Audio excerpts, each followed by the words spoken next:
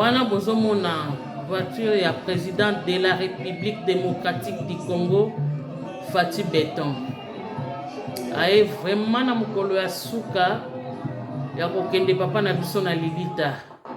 Merci beaucoup président, nzamba pambola yo umela boende ezalaka et surtout ndenge toza na bomoi boye soki kokanisa su boye za su bien makasi balele vraiment l'honneur parce que tala du kolo tala c'est comme qui mukamate dans les banques ko ko elopela mukongo pa j'ai écouté ça que genre ibango pela pa bazana ona mukongo toza kolela toza kobanga ya solo na sepeli ko pesa ba honneur aboye et surtout ce qui a envie ya solo penza non c'est planning na papa masumu bas avant akufa basala yo honneur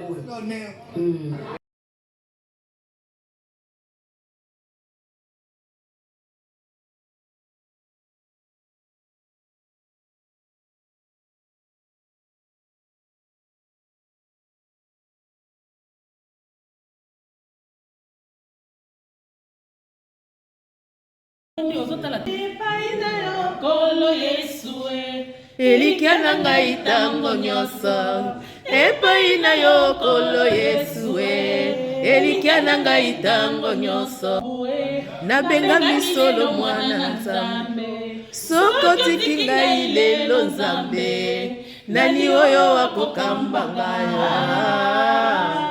obele yo papa obele yo papa obele yo papa kolo na ngai yo elonga na ngai Yesu yo elonga na ngai Yesu yo elonga na ngai Yesu yo elonga na ngai yo matana bomoi na ngai solonga na kita lelo yo mata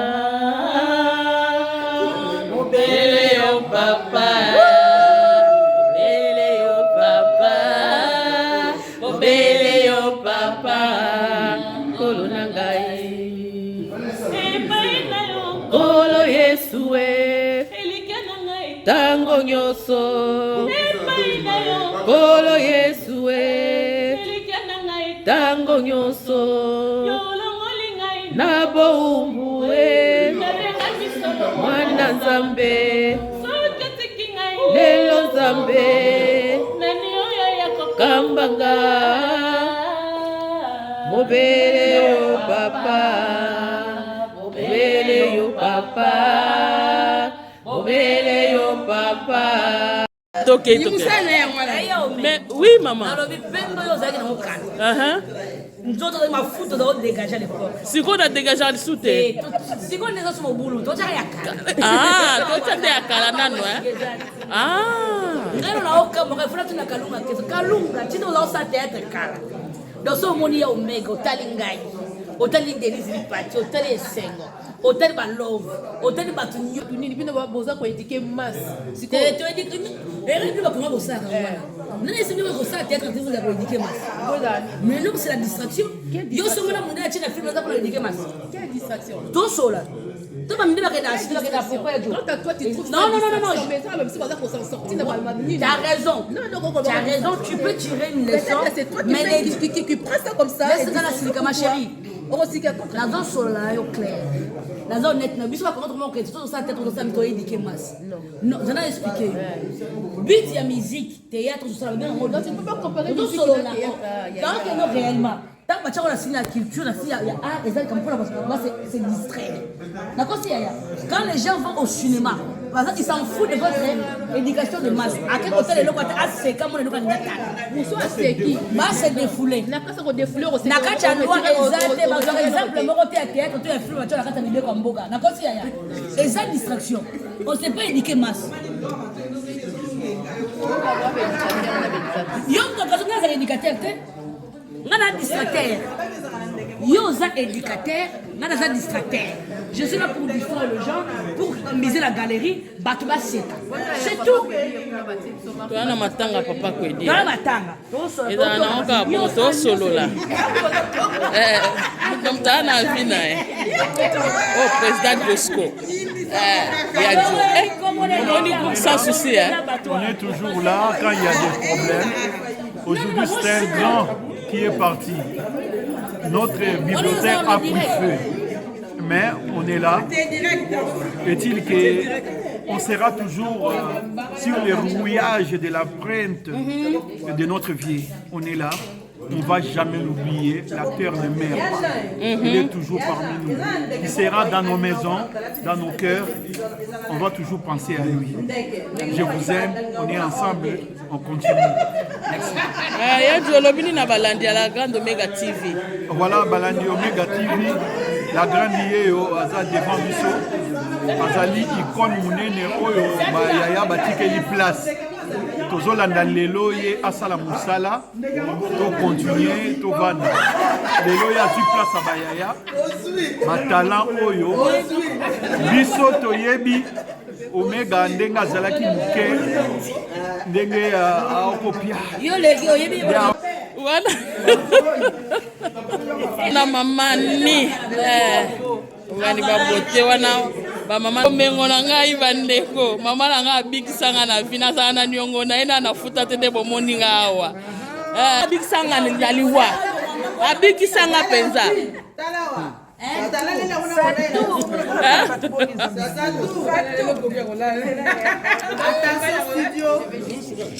productrice akweya mbongo esila productrice oui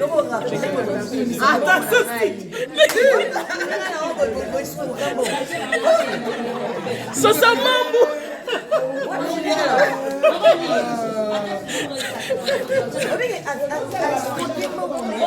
kasi mboza productrice siko na moni akweya nazo sala musala zo produire ngate na koloba nini ata moko obetelinga calcul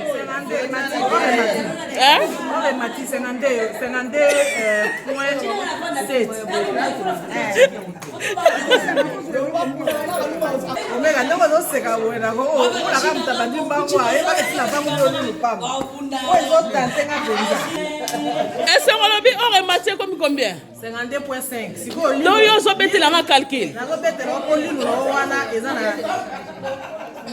eza 8 grammes siko nde calcul yango siko pona bana oba combien 52.5 fois 8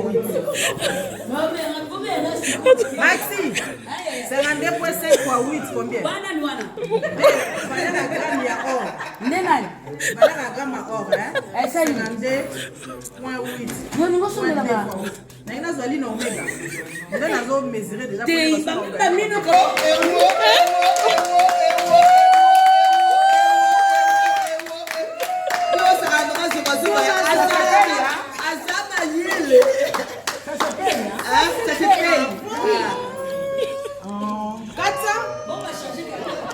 combien?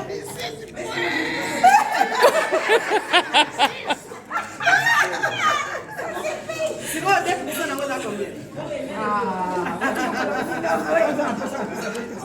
Parce que c'est une infraction, avec un mot calcul d'infraction, on a problème. Infraction.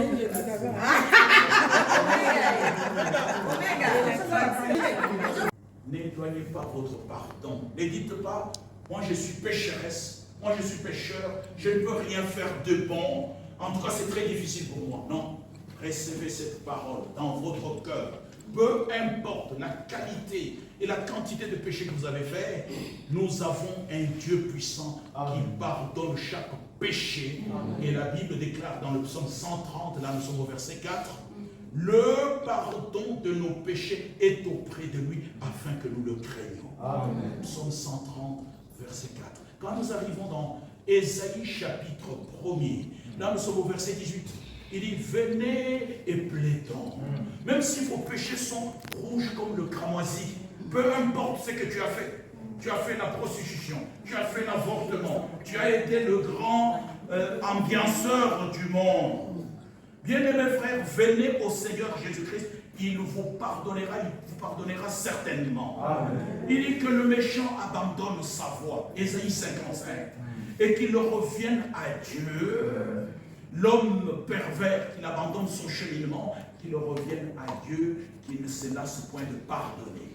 Et le pardon est réellement prêché au nom de Jésus-Christ. Ça, je vais vous le lire. Nous sommes dans l'Acte des Apôtres, chapitre 10. Je suis en train d'atterrir. Qu'est-ce que je veux vous dire ce soir? C'est que nous sommes là dans cette maison de deuil pour pleurer notre frère, notre bien-aimé frère, père de 6 enfants. Ces enfants tous ont étudié. Laissez-moi le temps de vous rendre un peu ce témoignage. Ces enfants ont étudié. Nous avons par exemple Maina Kwedi, qui est un grand architecte. Il a eu des enfants qui ont étudié. Il a eu Mami Kwedi, qui est styliste et modéliste. Il a eu Pati Malou, et qui a fait beaucoup de choses. Malaïka, Nana et Christian. 6 enfants qui ont tous étudié. Mais voici qu'aujourd'hui, il est mort. Il est effectivement mort. Nous ne prêchons pas et il n'y a pas de messe de requiem pour les morts. C'est vous-même, quand vous êtes encore dans la vie, vous avez encore le souffle de vie, vous marchez avec fierté, que vous pouvez prendre la décision d'être Seigneur. Un jour dans votre vie, prendre la décision, dire Seigneur, je veux te recevoir. Et pour cela, le pardon de péché, nous sommes dans Actes des Apôtres, chapitre 10, nous sommes au verset 48. Il est parlé de cet homme, il dit tous les prophètes rendent de lui le témoignage, que quiconque croit en lui reçoit par son nom le pardon des péchés. Le pardon des péchés. Dieu a besoin de te pardonner. Quand nous allons dans Actes chapitre 13, nous sommes au verset 38. Il est encore parlé du pardon. Sachez donc, hommes frères, que c'est par lui que le pardon des péchés vous est annoncé par le Seigneur Jésus-Christ. Parce qu'il a vécu sur cette terre. Il sait de quoi nous sommes formés. Il a vécu comme tout homme. Il a été meurtri. Il a été tenté. Et Dieu a fait de lui péché pour que nous puissions avoir la vie éternelle. Et quand vous recevez le Seigneur Jésus-Christ ce soir, vous avez la vie éternelle qui dure à perpétuité. Parce que nous ne savons pas de quoi sera fait le lendemain. Personne n'a son avenir entre les mains. Que personne ne vous trompe. Il y a des gens qui ne sont même pas malades, mais qui ne peuvent pas se réveiller ce matin. Qui ne peuvent pas se réveiller le lendemain. Vous vous souvenez de ces personnes qui étaient dans un avion, qui partaient à Washington, le 11 septembre. Nous venons de passer un 11 septembre. C'était il y a quelques jours. Le souvenir de cette date. Les gens étaient dans l'avion, ils se sont salués, ils ont dit à telle heure nous serons à Washington. Mais il y avait un autre programme. Ils sont tous morts. La mort n'appartient pas aux vieillards. La mort n'appartient pas qu'à ceux qui n'ont pas de bonne santé. La mort peut intervenir à tout moment. Nous ne savons qui le prochain. Et pour cela, le Seigneur qui est amour, la Bible dit dans Jean chapitre 3, verset 16, Dieu a tant aimé le monde, Dieu t'a aimé. Il faut que chacun de nous sache, peu importe la qualité de la vie que tu as vécue, Dieu t'aime. La preuve de cet amour, c'est qu'il a donné sa vie sur la croix du Calvaire, tel qu'il avait promis. Dites à ceux qui ont le cœur troublé, Ésaïe 35, qui ne se trouble point, car la vengeance viendra, la rétribution de Dieu. Il viendra lui-même et vous sauvera. Et il est venu nous sauver sur la croix du Calvaire, afin que quiconque croit en lui ne périsse point, mais qu'il ait la vie éternelle. Eh bien, ce matin, nous sommes déjà le matin, nous attendions un peu notre organisateur et nous allons avoir l'occasion de suivre cet événement, cette grande personnalité. Mais la chose la plus importante, c'est que ce soir, que personne n'oublie de la manière dont tu quitteras cette terre, c'est de la manière dont tu te présenteras devant le Seigneur. Amen. Il n'y a aucune messe qui puisse transformer ta vie. Il n'y a que toi-même, dans ta décision, qui peut donner la destinée de la vie éternelle, la destinée chrétienne à ta vie, où tu prends la décision parce que Dieu nous a créés avec le libre arbitre. Je vous le concède, chacun de nous a la possibilité de croire ou de ne pas croire. Nous ne sommes pas dans la religion pour prendre le fou et dire il faut croire, sinon vous irez dans l'enfer. Si vous ne croyez pas, vous êtes perdus.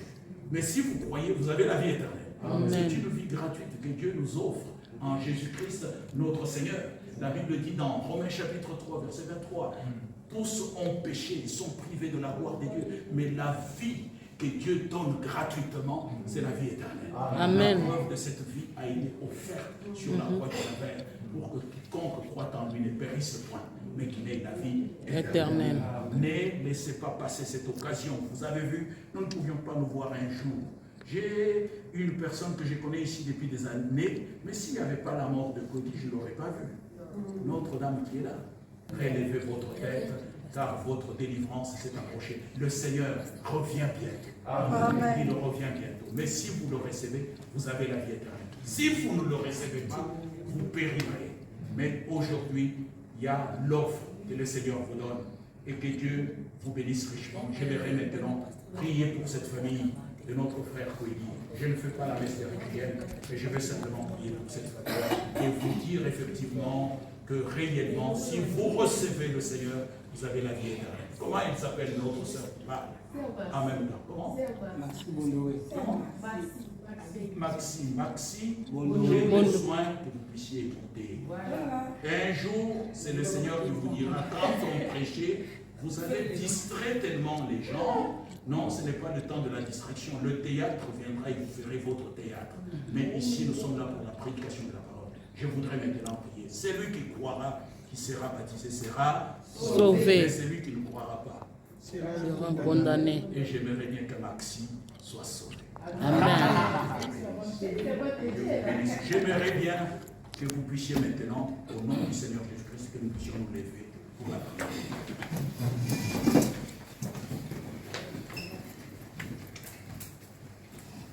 Dieu d'Abraham, Dieu d'Isaac, Dieu de Jacob, ton nom est grand en Israël, ton nom est puissant parmi les nations. Tu nous avais donné un papa Koïdi. Il paraît qu'il est connu dans notre République démocratique du Congo parce que c'était un artiste. Mais aujourd'hui, il t'a plu de le reprendre comme tout humain. Dieu vous bénisse.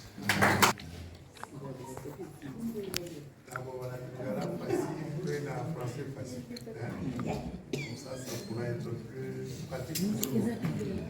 Merci mingi ndenge mouye kusunga libota kata mokuya. Je remercie tout le monde d'être venu nous soutenir en ce moment de douleur. Et Dieu seul sait combien ça nous touche.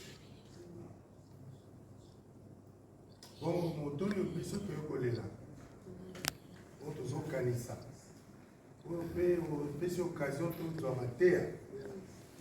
Mater za olengela biso na ndenge nini tokokoma o tomilenga liboso na Nzambe. Oyo uti obima wa za makambo ya ntina. Bongo ndeko kweli. Bongo na ye ma prénom nous sommes tous na dans ce patrouille babaté. Prénom na ye Claude Daniel. Baikutu kweli. Yena kulutulanga ya mwasi bakutani na bane 70. Et sikoyo abana baboti biso bana oyo ba éduquer bango malamu mpe ba instruire bango malamu. Donc azalaki oyo tobenga nde balwa lingala mpe balwa poto. C'était un beau frère aimable. Aza komérite balinga ye. Dans la monarchie, dans un premier temps, la mission à papa, on a eu parce qu'il y a au sein de l'eau, on a taille. Papa a mission à Tanguana, parce qu'il y a un très rigoureux. Surtout, il y a mission à Gaï. Donc, on a dit Tanguayaka, et donc, il y a marqué papa a Gaï. Niveau la culture, papa a Gaï. Monsieur Moukalengui, donc c'était la famille de ces grands hommes, Koïdi, Daniel Claude, qui a fait du théâtre, du cinéma, qui a fait l'enseignement, qui est passé par plusieurs écoles, par plusieurs métiers, et qui a vraiment bien mené sa barque en tant que père. Parce qu'on voit que ces 6 enfants, il y a vraiment beaucoup d'études. On a des architectes, de stylistes, des réalisateurs et j'en passe. Et il est mort en tant que, après une courte maladie, en tant que programmateur de la télé de Kinshasa. Donc voilà. Mais l'artiste, on le pleure, c'est vrai. On dit le roi est mort, vive le roi. Nous allons dire Kodi est mort, vive Kodi. Vous êtes là. Donc nous allons passer au témoignage. Alors j'inviterai tout seigneur, tout honneur, peut-être M. Messiatoula, s'il a un témoignage, et après nous allons voir Anani. Messiatoula la boca. Azoula la boca. Messiatoula, vous dormez? Messiatoula a dit la terre. Lingala. Messiatoula, est-ce que C'est que ça va avoir du Congo Mouki. Fioti, là. C'est là. Merci beaucoup. Ouais, c'est escroc, j'ai tout ma ouais. Après, on va pas discuter ça. Shalom. Shalom.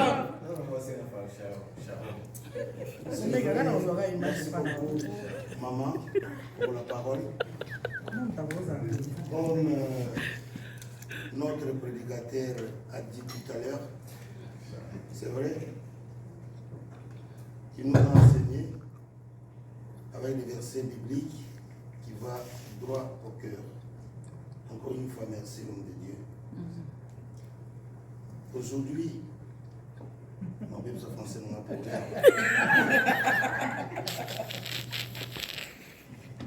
la Bible nous dit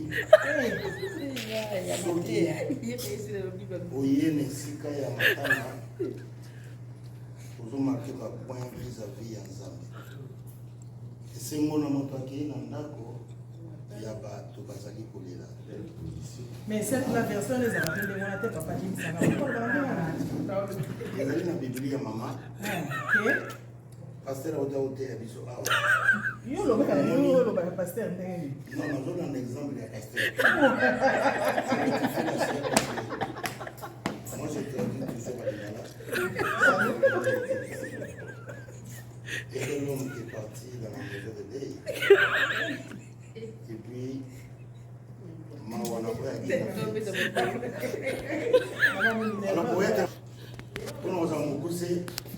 Papa Kweli, c'est mon grand frère.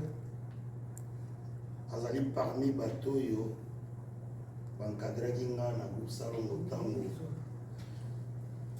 Papa dit que ça n'a pas été fait. Tout ça qui va pièce, le col à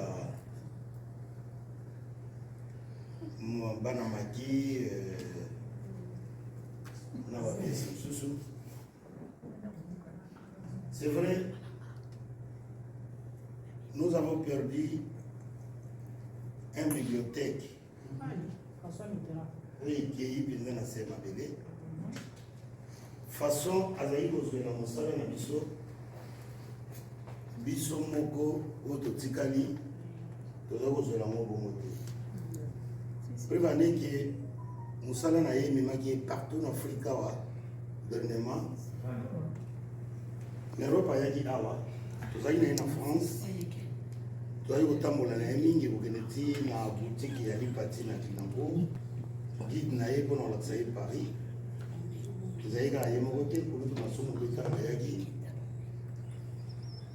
C'était toujours mal l'air chauffeur. Alors, j'ai profité pour nous envoyer les pères de Fulutu façon vous allez vous montrer la moussala. Mais ça sonnait très bien. Par les Fulutu au Bazali Kokende, Bazali le sous. Vous allez sur nos parents.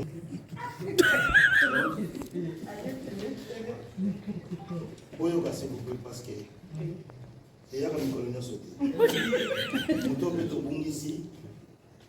Parce que quand même, il y a respect, il y a sérieux. Il y a mon zone, il y a tous en attitude. Il y a respect, il y a sérieux. Pour nous saluer tout ça là-bas. so memi yango partout omona yo moko vi na yo ekolakisa yo mpe partout. Il y a un temps pour tout, il y a un temps pour rire, il y a un temps pour pleurer. Mawana biso ba ekotikali oya epasi esili. Comme je le connaissais, mon vieux, il servait aussi Dieu, parce qu'à l'époque, il avait un scout.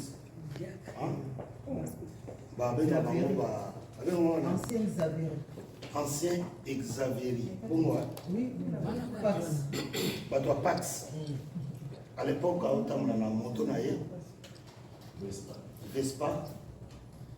Alors, dès que je dit, parce que rare bateau de tirage na bango pour tomber la bendele ya musala pour tout ça là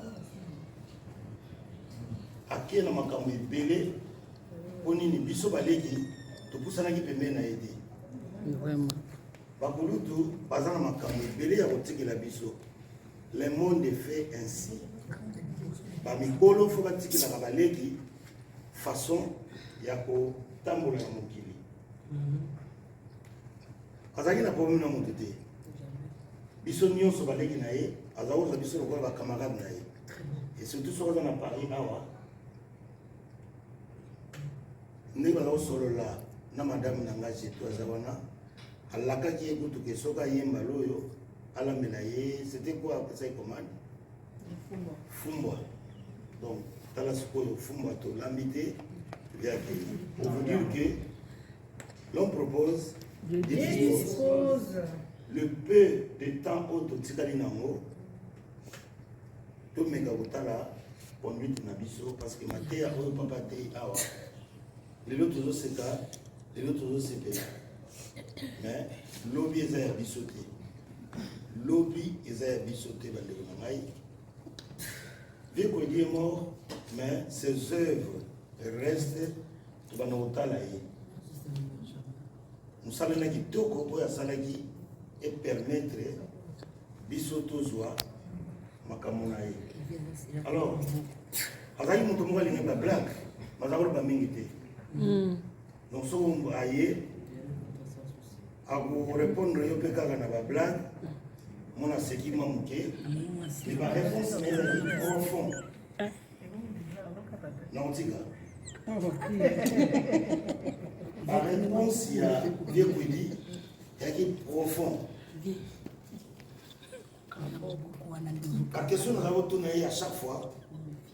Nous avons une parabole. Alors, nous avons le bas. Autre solo là, le pour les témoignages. Biso les leçons d'Akoufi a commis bien. C'est ça le problème. Bien sur Mutakufi. Mais quand on t'a dans la bonne moyenne, on t'a bien à la raté. Bien solo. Bien dit, parmi les bateaux, bien à bon moyen, bien la loi. Donc, à la double plaçage, Oyo, n'a évité mon tenue dans Soye Mabé, ce que soit fait pour dire Mabé, c'est qu'il y a Yeba Gipé. Il y a un soleil m'a bien en pour ce qu'il est capable à s'engager pardon parce que à Colin à Zambé à Yebi au Mikitisa tala mon colonel à Némona mais balé il va se baigner dans son zing à se kende à se jouer na ranaye pour foutre combien mais il prenait au union sur la route ça y est. On va le bagarre, l'unité précède la gloire. Tout là, dans l'exemple, il y a pas de Némouana. Parce que, je répète encore, tout ce qui est là-bas, minité. Tout ce qui est là-bas, minité, bateau ya lolenge wana. Et puis, pour nous rejoindre, c'est pas facile. Et bela bateau nous sommes au Congo. Pas un bateau. Mais, pas à battre. Pour moi, oza mokolo ozokota makambo bana mike baorespecte yo ndenge papa Kwedi atikala okota makambo ya bana mike te akota yango bomona ye na kati so bine papa apesa conseil aloba non baza mikolo deja baza na basi na bana baza na mibali na bana bango bamipesa conseil po kongole lelo akoki koya kosenga yo conseil na ironie, c'est-à-dire aza na likambo na Richard Lukau alingi akamisa ye sazwaki décision malingi faire participer yo na lisumu na ye akotuna yo merci pesanga na ni conseil po tonton Richard adefaki ngai bikabe nazolinga nakangisa ye omoni ndenge nini yo ntango koloba tika kaka bosolola ubie kangisa ye apusa yake nosala kaka oyo yesa akanisaki mais pourquoi oye kotuna ndeko na yo conseil donc pozoma tolanda ndakisa ya mowei ndenge azalaki ekosunga biso makasi papa Kwedi na ran azalaki nango tokoki kotonda awa ebele oyo epesa biso leson na mayele komonaka te so bazobetela maboko yo ozomona neti balingi yo te kaka bato wana bazobetela yo maboko bango bakobalukila yo oyo ezali kobalukila moto oyo bomoni bafili oyo batanga ya papa Kwedi bato nini babengaki biso te les gens nous ont appelé papa na tolingaki mingi papa na tokozanga te soki ozwi adresse kopesa biso papa wana papa asali mingi papa c'est ça congolais alingaka moto na mbepo me na kati te kati ya motema congolais alingaka te bato bayebiki bakokunda ya papa Kwedi lobi mosusu bapesi raison bakosala bino nyonso koza na misala me bolingo l'amour oyo bolakisi mowei na nkombo ya mowei napesi bino merci mowei alobi na nga nayebisa bino merci na oyo bosali na ndenge bodeplace bokomiti awa donc soki moto lelo azwaki papa Kwedi tozali awa biso na biso aloba yango tokoma yango parce que moi personnellement nazomona likambo nazwa ye te mais bato mosusu bazali awa ils ont les problèmes na mitema mais c'est le moment ya kobimisa yango mpo tolingi molimo ya papa Kwedi ekende esika ya kimia surtout bino bana basi tout à l'heure nayokaki awa ke moto abima na papa Kwedi azali awa oyokaki moto oyokaki te nanga okosala moto makambo te nayokaki esalaki na pasi soki moto wana azali abima yawa nasokola ye Nous avons les hommes de Dieu qui sont là, ils vont nous aider, va laver, va purifier, mobile ya kufi. Nous allons passer théâtre. Ah, tous les papa, ça va bien, papa, ça va bien. Mon accusana, mon ami. Boy, ma camoana. Boy, boy, ayo mon asali. Tout soupe la midi, mon abisso. Ototika moya ke na kimia. Moya za wolo bisanga de loko moko. Et c'est tout là. Soki na kufi. Eke. À part bana na 6. Ke bomoni mwana moko abimi. Bozwa mwana wana. Soka za na poto. Bo futela etike. Aya kisasa bakunda mwana wana na ngai.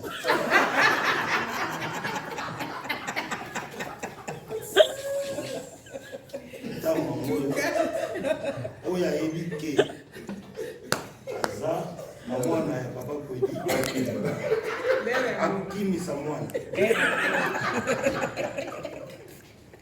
akimisa mwana donc ayebi te mwana soki awa vraiment alobi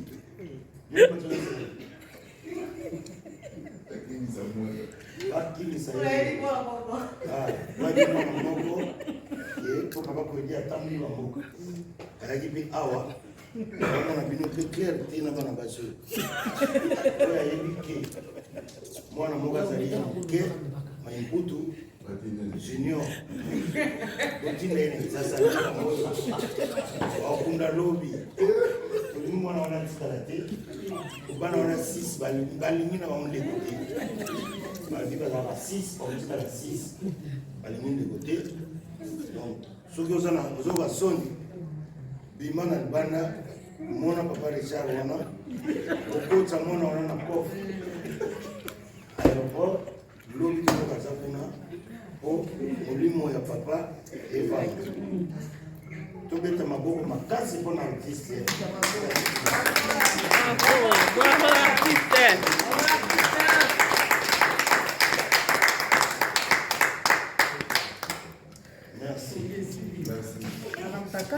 Amen. On a témoigné pour la papa pour nous passer na témoigner à mimi. Batu nyonso bayebi ndenge tozalelaki na ye. Tozali mosala mingi. Tozalaki bana tokoli tobiki bango bayaya soki tokoli. Mais naye kobakisa eloko moko na prédication oyo ezalaki awa. Prédication wana esimbi motema na nga. Puisque koya na matanga toyaka kodelana oyo azolela ndenge bible elobi. Mais koya na matanga il faut pesa biso réflexion ya vie na biso. Na usala mwa témoignage nke ya vie na nga. Nazaki mutu lokola bato nyonso. Bana bomwana na naza kolinga Nzambe. Nayebaki Nzambe te. Minga nazali kolinga ye, nzokani mutu nazolinga nayebaki ye te. Alors mokolo ya matanga ya mama Mobutu, première femme ya Mobutu. Akufaki kolango biso tozalaki na matanga ya famille te. Ezali ba quartier bakengi kosala accident na nzela bandu. Bona kati ba quartier wana arbitre na bango azali semeki na biso. Tozalaki na matanga ya ndeko na ye. Chauffeur na bango oyo akendi kobaluka na bango na mutuka azaki mwana ya mama kulutu na nga, donc cousin na ngai azali pasa. Tant ba ko pesa biso sango na matanga tubandi tout ça, mais la famille bali bayebana kite en tout cas yebana kite ke na arbitre na chauffeur baza bato baza pe famille bango nyonso bakei et na ozonga na bango lokola na lera kalation mutu akufine ti lelo lobi bakundi ou bien lobi babimisi ebembe et lendemain bayi kokunda mutu. Donc après enterrement, nous te l'entendons paiement parce que misali ezalaki mwana na synagogue. Alors la place on a nalalaki bayoko na musanga faire ba 11h bayebisi nga ke mama Mobutu akufi. Na surtout na pongi na yebisi bango bakokanga bino. Otika nga na ndani. Bayoko na musanga susuma Mobutu akufi na otika ba je ko pardon. Après amoyi pena sa mpanzani na kati ya yolo wana ke mama Mobutu akufi. Ça n'a rien passé. Mais pas si pensé yaki na no mingi te. Alors mon kolo oyo ezalaki ke bemba mama Mobutu ezozonga sikoyo Kinshasa bauti na aéroport. Biso tozalaki na limite. Totelemaki na 13e rue. Na balabala na boulevard Lumumba. Totelemaki mpona kozela bembe leka. Alors bembe utaki na aéroport ekoti na nzela 14e rue. Pour que na école oyo ezalaki ya mwasi na ye na centre féminin. Biso totikali na balabala monene wana. Lokola ezalaki na nga moke kaka na mokuse na nga. Bato toyaki na bango wana bagarçon quartier na biso moko atinga na lipeka boye. Mpona mona bien ndenge makambo ozolobi. Alors place ya matisaki nga na lipeka nazotala na likolo nazomona hélicoptère eza wana nasali calcul na soki Mobutu akende kote école ya mwasi na ye mais l'hélicoptère wana elandi kuna mouvement mais place hélicoptère ezobaluka seke mobutu azali awa bavoiture ezalaki wana bavoiture officielle etelemaki wana nazosala tu namona oti nini mobutu azali alors voiture mobutu azalaki nzoka etelemaki liboso na biso nzambe asali ke rideau ya voiture wana esali mwa moke boye ntango nabwaki misu ngai namoni mobutu bato nyonso bamoni ngai namoni mobutu azozwa bamouchoir azopangusa miso azozwa mouchoir azopangusa miso nzeto nange elengi nayebisi motu amemaki nga sake nayebisi likambo nini namoni parce que basoda bazeli wana nayebisi motu wana bikitisanga amesi bonga bikitisanga ka lera kitisinga na kimba ngake na se banzete ezalaki na limete minene na bandi na se abandi olela alors balandi ngai ozolela mpona nini ngabi te nayebi eloko ezolelisa ngai me bino boyeli yango te tina nalongwaki na boulevard Lumumba nazobe epai na biso nazolela nakota na chambre na ndako na nga navanda na lokolo ya mbeto na nga boye na chambre Zambi, c'est que la mort existe. C'est qu'un jour, on a une akufa. C'est pour ça qu'il y a une akufa dans le Kenya. Ça, il m'a soumis. Comme on a dit, fait. Ce qui maman mon bout à akufi. Na koba ki kondi mate que maman mon akoli akufa. Ce qui est mon bout mon akufa ki. C'est un problème te. Tu peux assassiner un président. Mais la femme d'un président, a la sécurité. Mais de ce azobanga que moi je suis à Kofi na Memingambo. Mutu nyonso azobanga donc batu nyonso il faut que ça la tout pour moi si on a vécu. Moi si on a vécu. Mobutu, ba liboso na mona faiblesse Mobutu. Mobutu alili. Ufa ya moi si naï. Donc Mobutu se sentir incapable. Bon ngai.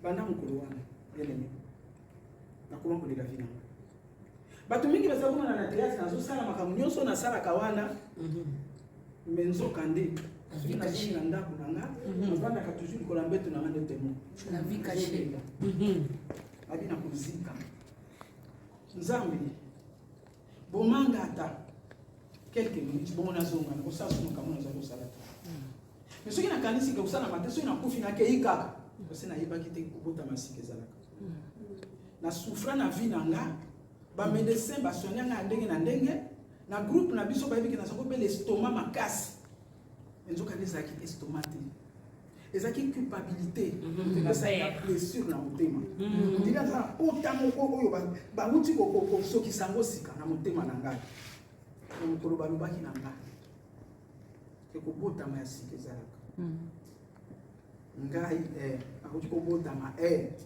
ya sika babandi kopesa na nsema kini ekoti na motema na ngai natunaki pasteur ngai pasteur mais pasteur nazali koyoka na motema nayoka yango susu te mpe nayebi te ngoli esili na ngai somo wana ezali kosalculpabilité parce que biso toyebaki kolimbisama te dega nyonso osali bakolimbisa yo te mpona yebaki na kobotama ya sika mpe na kobotama ya sika ngai oyo mokolo nasala cure d'âme na nga oyo ezali ke écoute nayebisaki pasteur na biso après l'enseignement nakosala cure d'âme na nga journée moko kozwa motu mosusu te akamwaki parce que naza na contener ya famille na nga na contener na ngai par rapport à l'enseignement oyo nazwi libati aza témoin azali ayebi esika nini ngai nayeba yesu ayebi yango ntango nasilisaki kosola na pasteur nabandaki na 9h15 ti na 17h45 kanga journée nazosola na pasteur na détail nyonso ntango nasilisaki pasteur atunaki nga abi sikoyo olingi nzambe asalela yo nini nabi papa soki nakufi sikoyo nakokende wapi atongoli loboko yabi ngai imalidi matala ngai na femme samaritain asali badega koleka basi wana na mokili mpe ngai nakota lola ati osololi na ngai te mosololi na nzambe afukamaki pasteur na makomi jeri jonga aza na bishasi afukamaki natongoli maboko likolo nabi papa imposenga maboko senga liwana kufa namoni ke malamu nakufaka natikala ode napebisa lisusu nakende kaka nzela efungwami abi nakosala moto mpe nzambe ayebeli kosala bien aimé c'est pour vous dire que nzambe aza malamu Amen. na baoccasion boye malamu toyambaka yesu ngai mama na bino place na sa boye nanyokwama namona makambo na ngai nasilisa deuxième série te mais naza na église nateyaka na français. Amen. Nasala bacours baformation na Belgique nazwa ba 100%, nazwa ba distinction parmi ba belge po bayebi monoko na bango oyeba makambo nyonso wana tata oyo. Amen. balakisa ko ndoki te nini balakisa bino bandoki te parce que évangile lelo nzambe azolakisa bino bandoki beta mari de nuit beta ye coup de pied beta ye marteau azali na problème te. Le problème c'est toi. Le problème c'est toi. Yesu akutanaka na mutu talobaka enoko mutu adoki yo azali koloba ta foi t'a sauvé. Amen. Tes péchés sont pardonnés. L'évangile oyo tokoki koteya ndenge papa okoki koteya biso awa yango wana nzambe apambola bino. Amen. nakotala mosala na biso wana. Tosisi ya koteya